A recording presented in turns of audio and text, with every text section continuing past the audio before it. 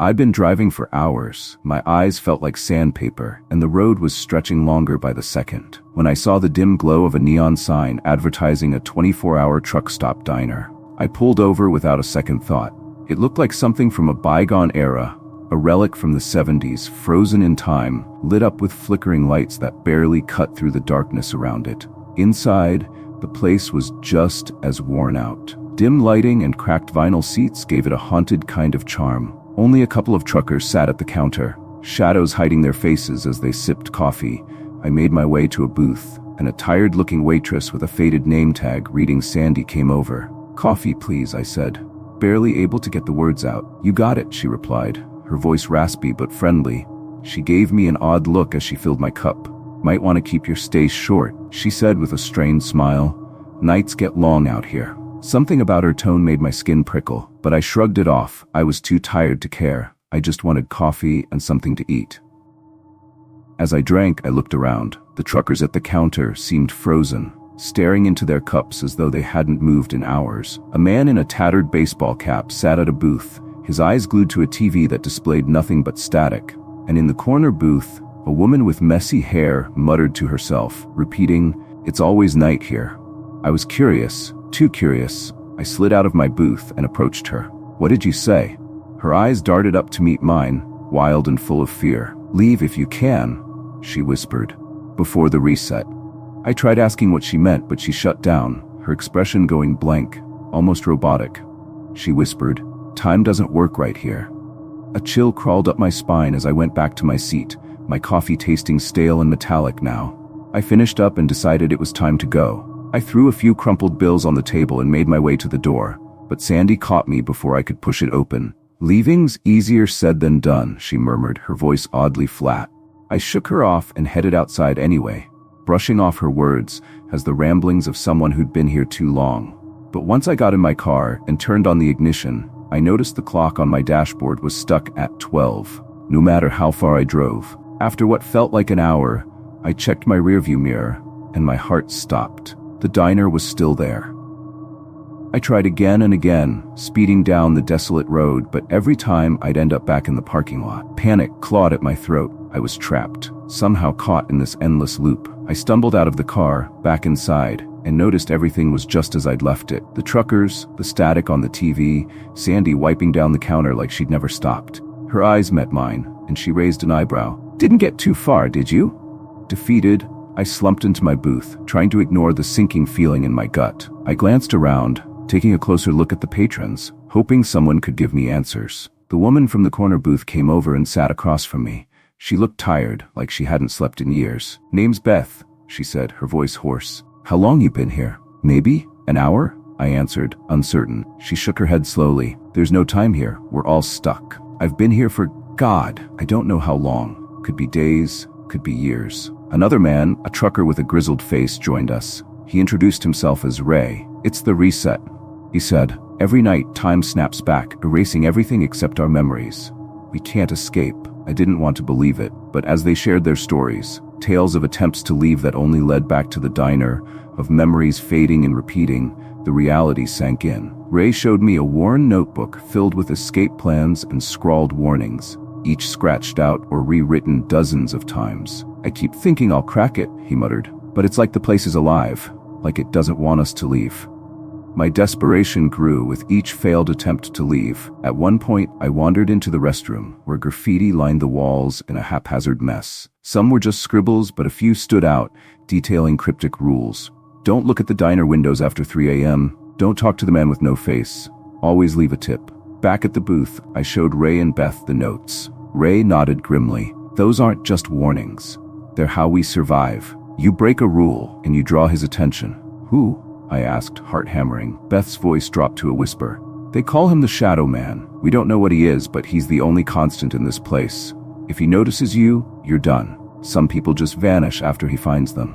I couldn't take it anymore. I tried everything, bashing windows, trying to walk into the desert, even pulling wires to kill the lights. But it only made things worse. The darker the diner got, the more palpable the terror became. I could feel him in the shadows, watching, waiting. Ray grabbed my arm. The only way out, he whispered, is to forget. Burn every memory you have of this place. I didn't hesitate. I ran back to my car, tore through every personal item I had, every scrap of evidence that might connect me to this god-forsaken diner. With shaky hands, I set fire to everything. Wallet, photos, even my car registration. Flames flickered and curled the memories away into smoke, erasing any link I might have had to the diner. Then, as I walked back to the door, my heart pounding, the darkness seemed to lift. The shadow man was nowhere in sight. I pushed through the door, and suddenly I was back on the open road. The diner was gone.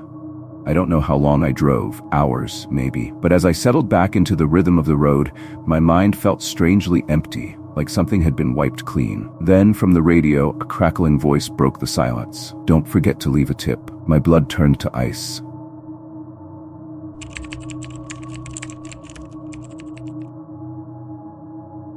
I've been driving for a few hours, exhausted and bleary-eyed. My GPS was out of service somewhere in the desert, and it had been miles since I'd seen another car.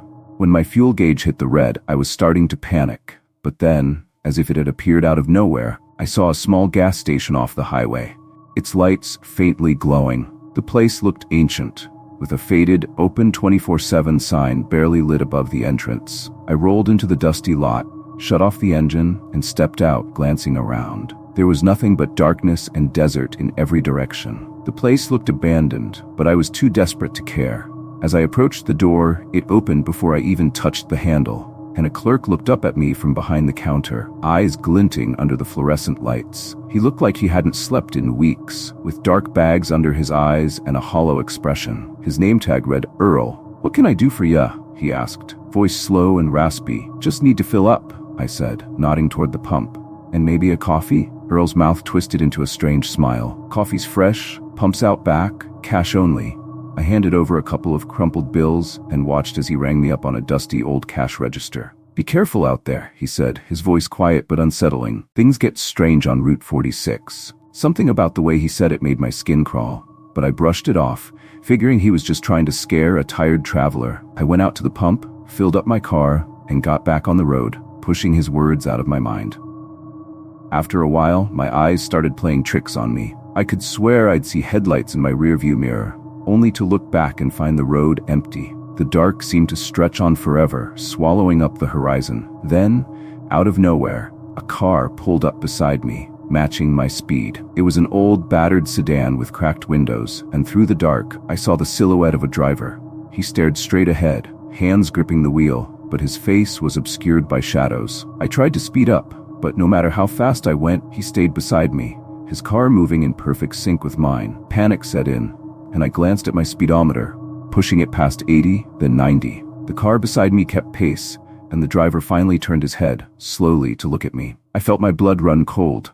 His face was blank, like a mannequin, featureless and expressionless. In a surge of adrenaline, I yanked the wheel to the side, veering onto an old dirt road just to get away. I didn't care where I was going, I just needed to lose that car. My heart was pounding, and dust clouded up behind me, obscuring my view of the main highway. When I finally looked back, the road was empty. The car had vanished.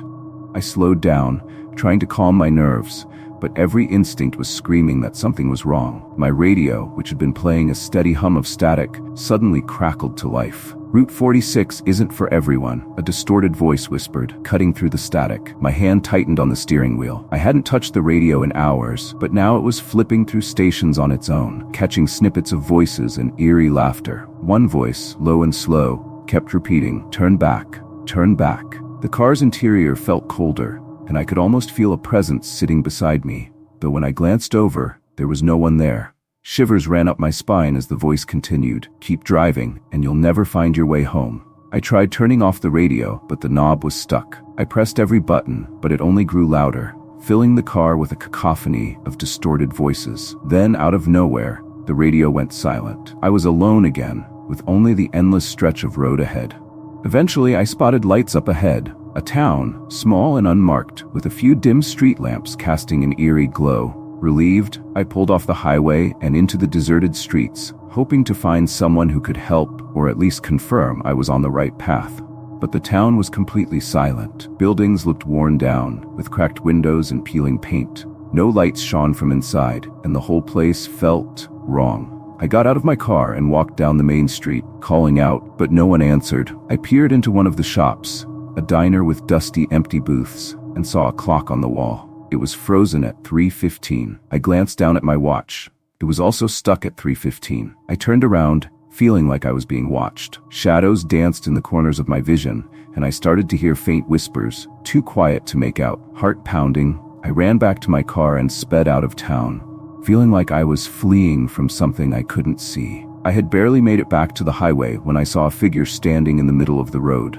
He was tall, dressed in a black coat, his face hidden by a wide-brimmed hat. I slammed on the brakes, stopping just feet from him. He didn't move. His face was shrouded in shadow, but I could feel him staring at me. My hands shook as I gripped the steering wheel, unsure what to do. Then, slowly, he raised a hand and pointed back the way I'd come, toward the lost town. The air around him felt wrong, thick with something I couldn't explain. My instincts screamed to turn around, to get away from him as fast as I could.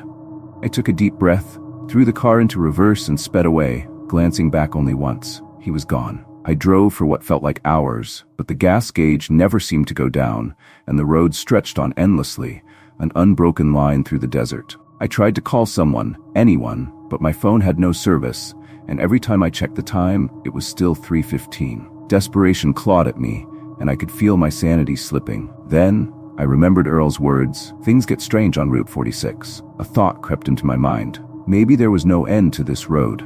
Maybe I was trapped here, like a bug caught in a web. I finally pulled over, letting the car idle as I rested my head on the steering wheel, feeling the weight of hopelessness settle over me. I didn't know how long I stayed there, but eventually I heard a voice again, this time from the radio. "Welcome to Route 46, it said, calm and almost soothing. "Enjoy your stay." I don't know how long it's been. Days? Months? I've tried every route, every turn, but it always leads me back to that empty gas station or the lost town, like I'm caught in some endless loop. Sometimes I see Earl in my rearview mirror, sitting in my back seat with that strange smile. Sometimes I hear the voice on the radio welcoming me back to Route 46, over and over.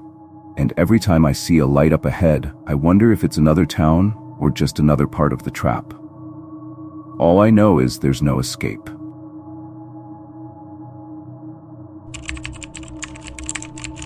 It was supposed to be a routine trip, just a simple train ride home after a business conference. I had my suitcase in hand, the clinking of the wheels echoing my impatience. The city was behind me, and all I wanted was to return to the familiar comforts of my apartment. But then, the train I boarded made an unexpected stop at a remote station in the middle of nowhere. The platform was dilapidated, with peeling paint and rusty metal signs that seemed to scream warnings I couldn't understand. I stepped off the train, the door hissing shut behind me. The air was thick, with an eerie stillness, as if time itself had decided to take a break. I glanced at my watch, 11:37 p.m. The next train wasn't scheduled for another 2 hours. I shuffled toward the tiny waiting room, its glass windows dusty and cracked. Inside, a single flickering fluorescent bulb hung from the ceiling, casting a sickly light over a few worn-out benches. I took a seat, the wood creaking under my weight, and waited, hoping the strange atmosphere would soon dissipate. Time crawled by. The clock ticked ominously on the wall, and I found myself staring out the grimy window at the empty tracks. A chill ran down my spine when I saw movement in the distance, a figure walking toward the station. It was a man, disheveled and dressed in ragged clothes. His face was obscured by a hood, but I could see a glint of something in his eyes as he approached. I couldn't shake the feeling that I was being watched. "Hey," he called out, his voice gravelly. "You waiting for the train?" I nodded, wary of his presence. "Yeah, just passing through. How about you?" He stepped closer and I caught a whiff of something rotten. "You shouldn't be here," he said, a grin spreading across his face that sent a shiver through me. "The train doesn't always go where you think." "What do you mean?" I asked, trying to sound casual despite my rising anxiety. "The train," he continued, leaning against the wall, "it has a mind of its own. Some people get on, and they never come back. They're lost in the night." His words hung in the air like a bad omen. I glanced back at the tracks, feeling a knot tighten in my stomach. "You're just trying to scare me," I said, but my voice lacked conviction. He shrugged, a nonchalant gesture that only increased my unease. "Maybe, but you should know the truth. This place isn't what it seems." Before I could respond, he turned and walked away, disappearing into the darkness. I sat there, my heart pounding, trying to shake off the encounter. Minutes dragged on, and I pulled out my phone, hoping for a signal, but nothing. I stood and paced the waiting room, the flickering bulb casting strange shadows that danced along the walls. I could hear a distant sound, a low rumble that seemed to grow louder, echoing from the tracks. My pulse quickened as the noise intensified, and the lights began to flicker. Then, out of the darkness, I saw it. A train appeared, its headlights cutting through the night like a beacon. It pulled into the station with a grinding stop, steam billowing from its engine. The doors slid open with a creak, and a thick fog rolled in, cloaking the platform. I hesitated, glancing around for the strange man. Where did he go? The train loomed before me, dark and inviting, but something about it felt wrong. I took a deep breath, forcing myself to step forward. I needed to leave this place. As I boarded, I felt an unsettling sensation wash over me. The interior was dimly lit, the seats worn and covered in dust. I chose a spot by the window. Looking out into the swirling mist, a voice crackled over the intercom, garbled and indistinct. Next stop, nowhere. I chuckled nervously, but my laughter faded when I noticed other passengers. They sat in silence, their faces obscured by shadows, staring blankly ahead. It was as if they were in a trance. I felt a cold sweat trickle down my back as I realized I hadn't seen anyone board the train with me. The train lurched forward, the sound of metal clanging against metal echoing through the carriage. I glanced around, hoping for some sign of life or conversation, but the passengers remained eerily still. The only sound was the rhythmic chugging of the train, the vibrations sending a chill through my bones. Suddenly, the lights flickered, and I caught a glimpse of my own reflection in the window. I looked tired, older than my years, but it wasn't just that. Behind me, a shadow moved, too quick to fully register. I turned, but the aisle was empty. The train rattled, and I could feel the air thickening, a palpable sense of dread settling around me. I closed my eyes, willing myself to wake up from this nightmare. Then I heard it, a whisper, soft and sinister. "You shouldn't have come here." My eyes snapped open, and I felt my heart drop. The shadows in the carriage had shifted, their forms leaning closer, their mouths moving silently. Panic surged through me, and I bolted to my feet, racing down the aisle. I had to get off this train. I reached the door, slamming my palm against the button, but it didn't budge. I turned back, my breath quickening as the passengers began to stir, their faces finally coming into view. Hollow eyes stared back at me, devoid of life, and I realized they were all lost souls, trapped in this cursed train. "Let me out," I screamed, pounding on the door, desperation clawing at my throat. "I don't belong here." The whispering grew louder, a chorus of mournful voices drowning out my panic. I could feel the train picking up speed, the landscape outside blurring into a nightmarish smear. I glanced back at the passengers, and one of them, a woman with hollow cheeks and sunken eyes, reached out, her fingers brushing against my arm. "You can't escape," she murmured, her voice chilling. "You've already chosen to come here." A wave of despair washed over me, but I couldn't give in. I turned to the window, spotting the landscape racing by. Endless darkness, devoid of anything familiar. I felt the train lurch again, and in that moment I realized I needed to take control. With a surge of adrenaline, I kicked the door with all my strength. It rattled violently, but didn't open. I stepped back, bracing myself for one last attempt. I took a deep breath, focusing all my energy into my leg as I charged forward. The door gave way, swinging open, and I tumbled out into the night. The cold air slapped my face, and I hit the ground hard, rolling onto the gravel beside the tracks. I scrambled to my feet and turned to look at the train, which was now a dark silhouette against the fog. I watched as it slowed, the shadowy figures looking out at me, their faces expressionless. But I didn't hesitate. I took off running down the tracks, not looking back, the sound of whispers fading behind me. I ran until my lungs burned and my legs ached, propelled by the knowledge that I had escaped a fate worse than death. As dawn broke, I found myself walking along a deserted road, the sun rising in the distance. I could hardly believe I had made it out, the nightmare fading with each step. But as I looked back at the train tracks, I couldn't shake the feeling that the train was still there, waiting for its next lost passenger. The thought haunted me as I continued my journey home, wondering if I had truly escaped or if I was forever marked by the last train to nowhere. I was driving cross-country to visit my brother, the kind of trip I'd taken dozens of times. But somewhere along the way, I must have taken a wrong turn. The road stretched on for miles through the flat, empty plains under a fading sky, and my GPS was no help. It had started flashing that no signal symbol hours ago. Just as the last of the sunlight dipped below the horizon, I saw the flickering neon sign of an old motel off the road. Rest Ease Motel, it read, with a sputtering light casting eerie shadows across the cracked asphalt parking lot. I pulled in, desperate for a place to stay and half grateful just to see another sign of life. The motel was worn down, a relic from some forgotten decade, with faded paint peeling off the walls and weeds sprouting through the cracks in the parking lot. But it was open. The neon vacancy sign glowed with a sickly red light. Relieved, I grabbed my bag and headed inside, hoping to get some rest and be back on the road by morning. Inside the lobby, everything looked wrong, like someone had carefully arranged every item in the room just slightly off-kilter. The furniture was faded and scratched, the carpet a strange, mismatched color, and the walls were plastered with vintage pictures that seemed unsettlingly familiar. Behind the front desk, an older woman with thinning hair and a hollow expression smiled at me with unnerving intensity. She handed me a key without asking for my name or ID,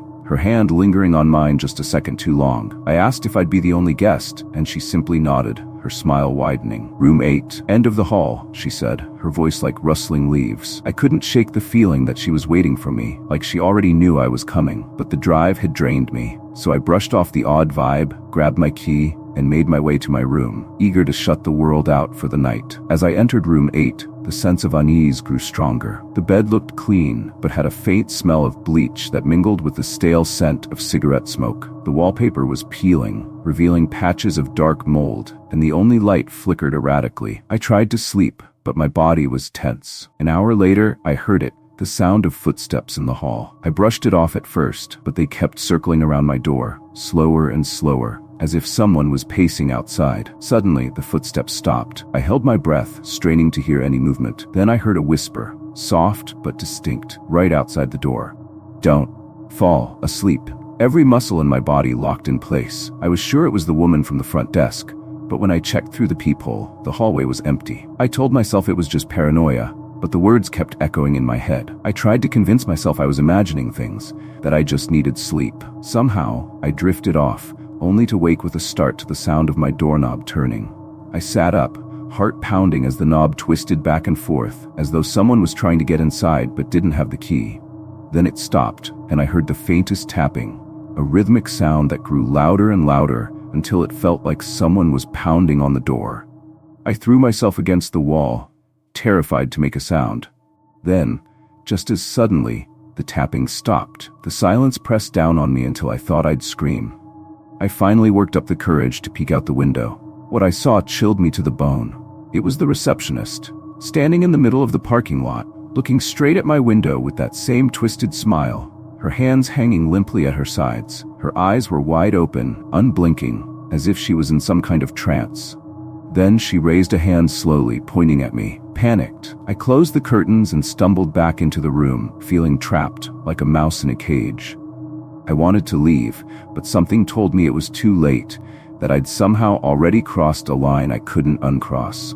The next morning, I decided I had to get out, no matter what. I threw my stuff in my bag and went to check out, but when I stepped into the lobby, something was different. There were other people there now, at least a dozen or so, all staring at me with blank expressions. I tried to talk to them, but none of them spoke. They just watched me, with eyes that seemed empty, yet accusing. It was as if they were waiting for something from me, some unspoken admission. When I asked the receptionist about my bill, she just handed me the same key I'd turned in, her smile wider than ever.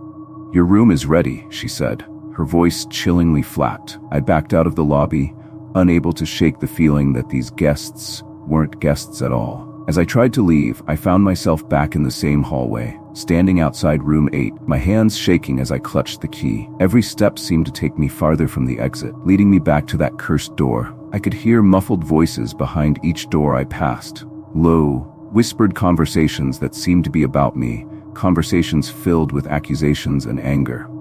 I finally reached room 8, and despite every instinct screaming at me not to, I unlocked the door and stepped inside. The room was filled with photographs, pictures of me, but from angles I couldn't have taken. They captured moments from my life I thought I'd forgotten. Moments of betrayal, selfishness, lies. Every flaw, every hidden secret was laid out before me. In the center of the room was a mirror, and as I looked into it, I saw something that froze my blood. It wasn't just my reflection. It was me, staring back with a hollow, empty expression, the same one I'd seen on the other guests' faces. The reflection began to speak. Its voice a hollow echo. "You belong here, just like all the others." I tried to look away, but I couldn't. It was as if the mirror had bound me, trapping me in place. I felt the walls closing in, the room darkening, and a whisper echoed in my mind, the same words I'd heard the night before. "Don't fall asleep." The room began to fill with those blank-eyed guests, each one crowding closer, their faces twisted with sorrow and anger. They began to whisper in unison, a chorus of voices overlapping in a maddening hum. The walls seemed to pulsate, narrowing, pressing down until there was no space left, and the suffocating dread was too much to bear. I screamed, but no sound came out. The last thing I saw before the darkness swallowed me was my reflection in the mirror, grinning with a hollow, endless stare. Weeks later, a lost traveler pulled into the Rest Ease Motel, grateful for a place to stay. Behind the counter, the new receptionist greeted them with a fixed smile and handed over a room key. "Room 8, end of the hall."